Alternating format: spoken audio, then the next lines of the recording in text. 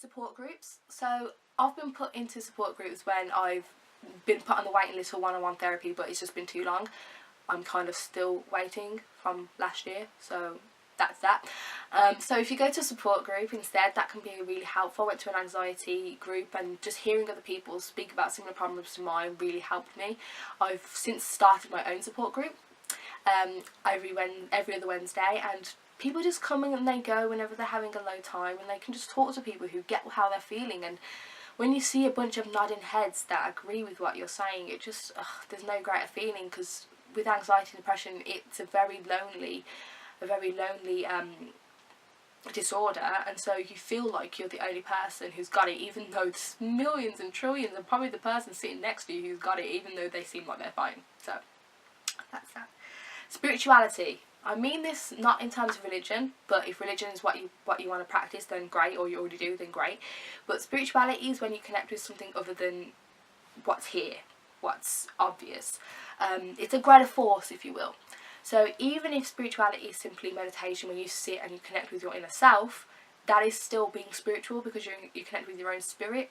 And I really like the idea of that. I really can't wait to learn more about how to be more spiritual, because say what you want about religious people, but they have a great resilience, don't you think? They believe that their God, whoever their God is, will support them through whatever hard times they're going through. And you can call them whatever you want, you can disagree with them as much as you want, but it helps them live their life better. And so that's only a good thing. As long as they're not crazy and really one of those people who's an extremist or whatever, then let them have their religion. Let them have their comfort, because as long as they're happy, that's all that matters. We all need something, anything that makes us feel happy in this kind of mean world, okay?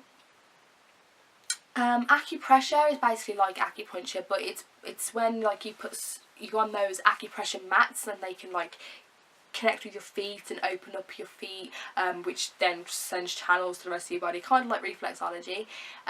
You can get it on your hands as well, and we can find like mats that you lie on, and that can be really healing as well. Mindfulness, obviously I've got my mindfulness colouring books and here.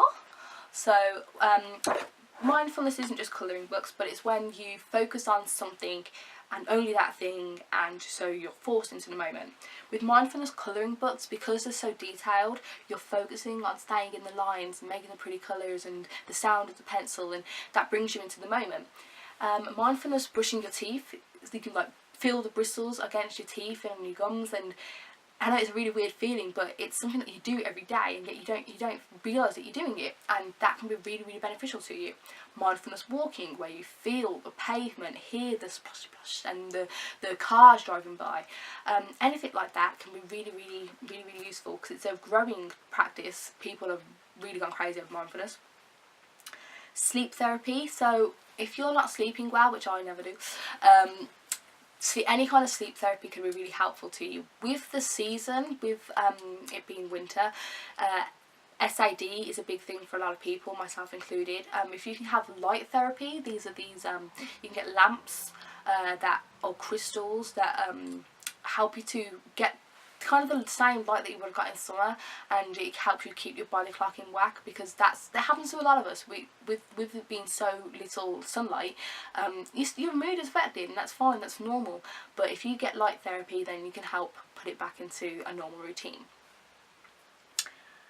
And yeah, that's it kind of. But basically, if you keep busy, if you're doing something, even if it's not one of those things, if you're doing anything more than what you usually would do, art, something creative, exercising, seeing your friends, going out, just enjoying whatever winter can provide for you in your country, your city. Doing something when you feel like doing nothing can really help. And a girl who came to our support group was saying that she feels crap on her days when she's got nothing to do, and she's just sitting in the house, and so she'll wallow and just think about how crap she feels.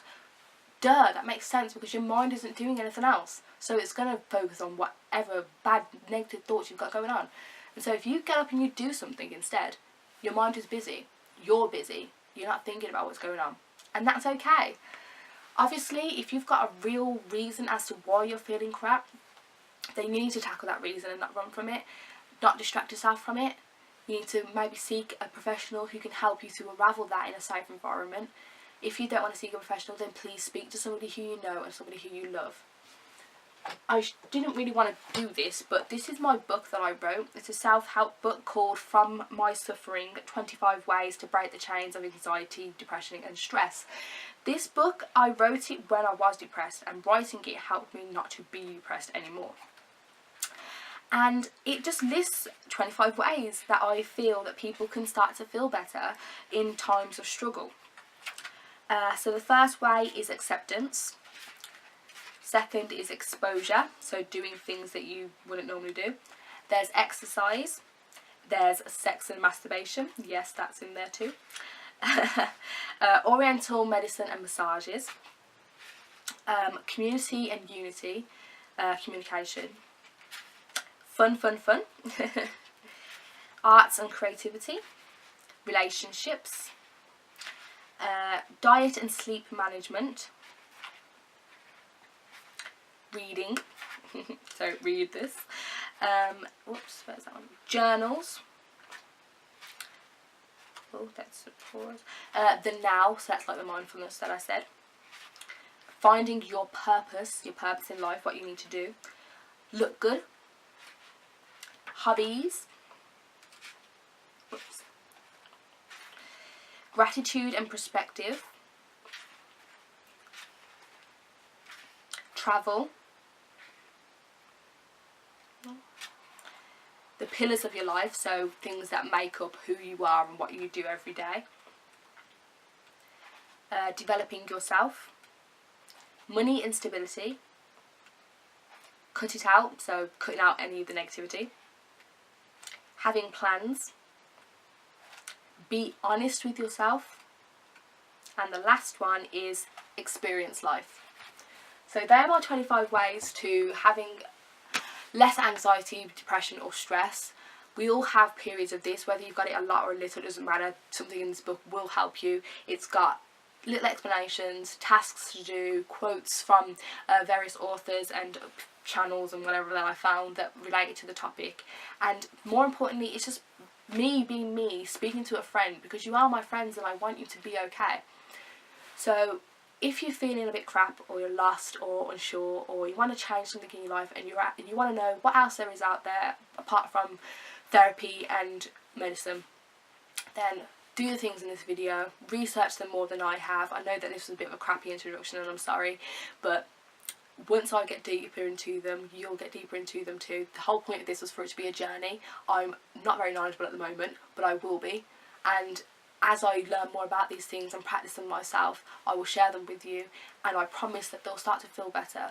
The problem with anxiety, the problem with depression, the problem with any kind of disorder that makes you feel crap, or any kind of life circumstance that makes you feel crap, is that you feel like you're always going to feel it, but you won't, and there are ways to get out if only you can find them and you practice them and you give them a chance.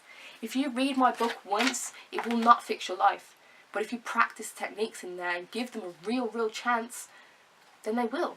I promise you. So, seek peace, guys. Sorry about the long video. Hope you could have kept up. But yeah, so see you next time.